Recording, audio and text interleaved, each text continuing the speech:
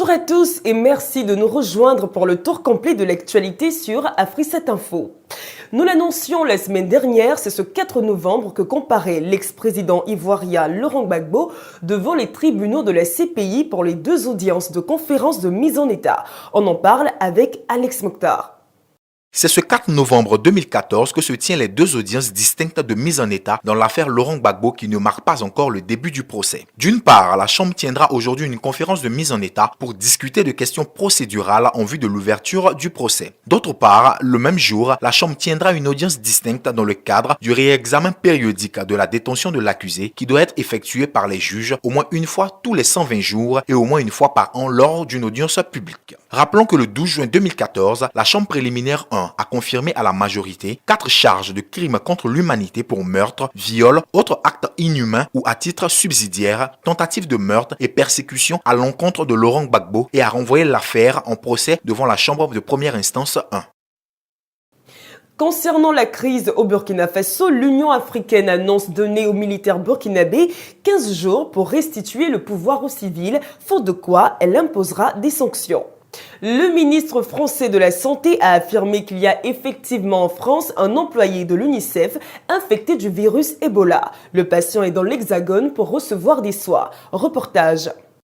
Le ministre français de la Santé Marisol Touraine a confirmé lundi la présence en France pour traitement d'un employé de l'UNICEF infecté par le virus Ebola en Sierra Leone. Marisol Touraine a déclaré que le patient évacué par vol spécial vers la France est en traitement en isolement de haute sécurité. Le ministre de l'Intérieur français Bernard Cazeneuve a quant à lui annoncé que 120 militaires français se rendraient en Guinée dans quelques semaines pour aider à mettre en place des centres de traitement pour les malades d'Ebola et les travailleurs de la santé. Rappelons que la France n'a jamais eu de cas d'infection d'Ebola sur son territoire, mais a été actif dans la lutte contre la maladie, en particulier en Guinée.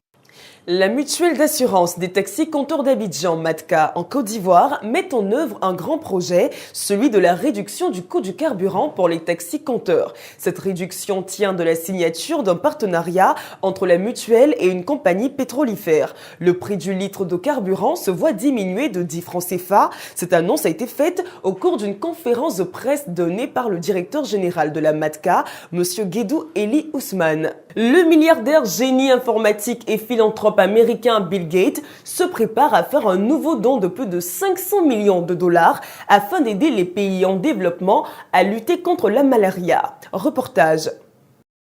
L'ancien président de Microsoft a annoncé à la 63e réunion annuelle de la Société américaine de médecine et d'hygiène tropicale à la Nouvelle-Orléans que sa fondation Bill et Melinda Gates allait consacrer la somme de 500 millions de dollars en 2014 pour réduire le fléau de la malaria, de la pneumonie, des diarrhées et d'une série d'infections parasitaires, cause principale de mort, de handicap dans les pays en développement. La somme de 500 millions de dollars ne représente qu'un peu plus de 6,5% de la fortune personnelle de Bill Gates, estimée à 76 milliards de dollars. Bill Gates a précisé qu'en plus de ce engagement, sa fondation avait augmenté de 30% son financement annuel concernant la malaria. Qualifiant l'épidémie de fièvre hémorragique d'Ebola qui a causé la mort de plus de 4 900 personnes en Afrique de l'Ouest depuis le début de l'année de moments critiques dans l'histoire de la santé mondiale, le milliardaire a souligné la nécessité d'efforts plus importants pour faire face à des maladies résistantes aux médicaments comme la malaria et la dengue. L'épidémie de la fièvre Ebola a une incidence sur les activités des populations en Afrique. Et ce n'est certainement pas la petite communauté de la zone portuaire de Dixine,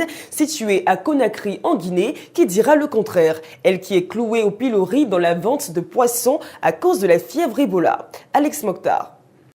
Les membres d'une petite communauté sierra-léonaise vivant dans la zone portuaire de Dixine, située dans la capitale guinéenne Conakry, ont du mal à survivre à cause de la stigmatisation dont ils sont victimes par les Guinéens du fait du virus Ebola, ce qui pousse les gens à ne plus acheter le poisson qu'ils pêchent. Pour éviter toute contagion dans cette zone, les médecins guinéens surveillent les températures de tous ceux qui entrent et sortent du port afin que ceux qui montrent des signes de fièvre soient immédiatement mis en quarantaine pendant 21 jours. Cette situation a des conséquences dramatiques pour les pêcheurs sierra-léonais qui voient leur chiffre d'affaires dégringoler. Rappelons que selon l'Organisation mondiale de la santé, Ebola a tué quelques 5000 personnes à ce jour, principalement à travers la Guinée, le Libéria et la Sierra Leone, et fait 4000 enfants orphelins.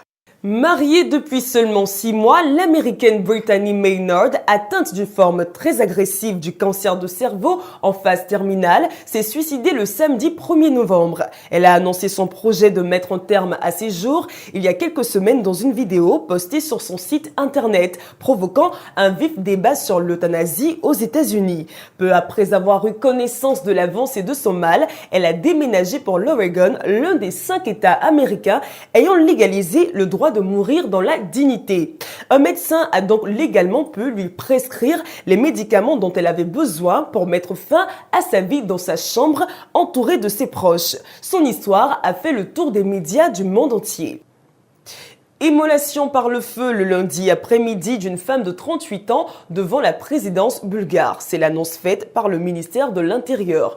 La victime brûlée sur 90% de la surface de son corps se trouvait en fin d'après-midi dans un état désespéré. Ni son identité ni ses motivations n'étaient connues dans l'immédiat. Au moins 6 personnes avaient déjà perdu la vie après s'être immolées en public en Bulgarie entre février et mai 2013, au plus fort d'un mouvement de protestation contre la corruption politique et le coût de la vie. Les manifestations avaient abouti à la chute du gouvernement de Boyko Borisov. Après 1 an et demi d'instabilité, celui-ci a remporté les élections législatives du 5 octobre et s'apprête à gouverner le pays avec une coalition minoritaire. Rappelons que le salaire moyen bulgare est de 400 € et selon une étude récente, 69% des Bulgares jugent l'état de leur nation insupportable. Ouvrons à présent la page économie de ce journal. Malgré les rapides progrès économiques enregistrés par certains pays en Afrique, la connectivité terrestre demeure un gros problème qui nuit à une bonne couverture des territoires nationaux en moyens de télécommunication. Airtel, en s'associant avec Thuraya, pense contourner cette faible connectivité terrestre en Afrique. Noélie Richard.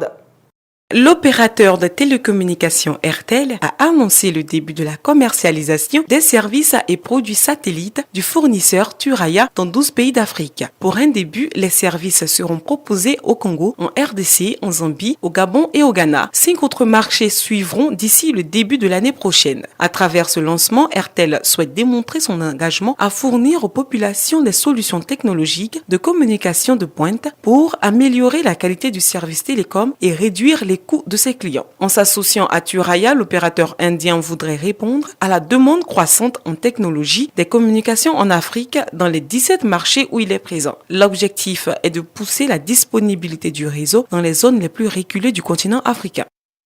Parlons sport à présent avec la réunion à Rabat au Maroc des membres de la Confédération africaine de football. Au centre des discussions, l'éventuel report de la Coupe d'Afrique des Nations 2015 censée se tenir au Maroc en début d'année prochaine et ce en raison de l'épidémie de la fièvre Ebola en Afrique de l'Ouest. On en parle avec Alex Mokhtar.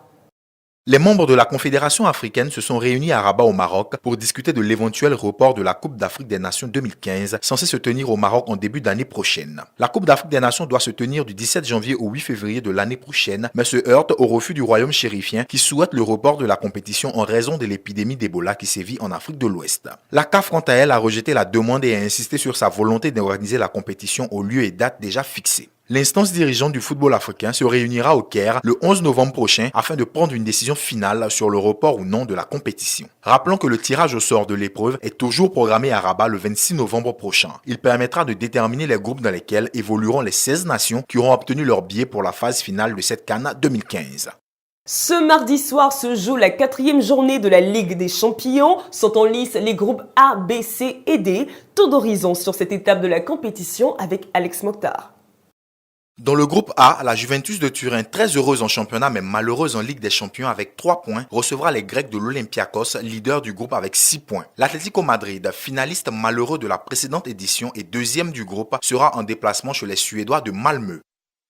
Vainqueur au match aller 4-0 face à Galatasaray, le Borussia Dortmund, toujours leader du groupe D avec 9 points, croisera le fer à domicile avec les Turcs, dernier du groupe. Les Gunners d'Arsenal de leur côté, 2e au classement, essaieront de confirmer leur courte victoire du match aller face aux Belges d'Anderlecht à l'Emirates Stadium.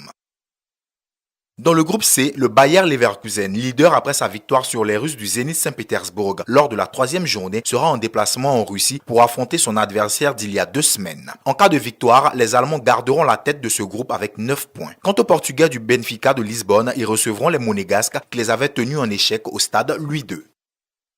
Le choc du groupe B sera sans doute celui entre le Real de Madrid et les Reds de Liverpool. Liverpool, qui n'est pas au mieux de sa forme en championnat, devra affronter les Madrilènes à la fois leaders en Liga et en Ligue des Champions. 9 points au compteur. Bâle, dernier du groupe avec 3 points, tout comme les Reds, recevra de son côté Ludogorets Razgrad qu'ils devront battre pour espérer se qualifier.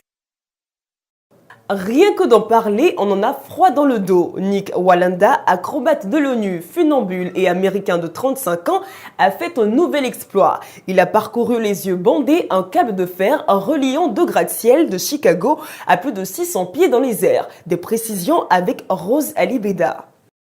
De quoi donner le tournis à tous les agrophobes. Après sa traversée des chutes du Niagara entre les États-Unis et le Canada sur un câble, le revoilà à Chicago. Nick Wallenda, acrobate de l'ONU, funambule et artiste de haute voltige américain de 35 ans, a réussi avec succès un nouvel exploit. Une traversée effectuée sur un câble de fer entre deux gratte-ciel de Chicago à plus de 600 pieds dans les airs. Cette performance a été accomplie les yeux bandés, sans harnais ni filet de sécurité.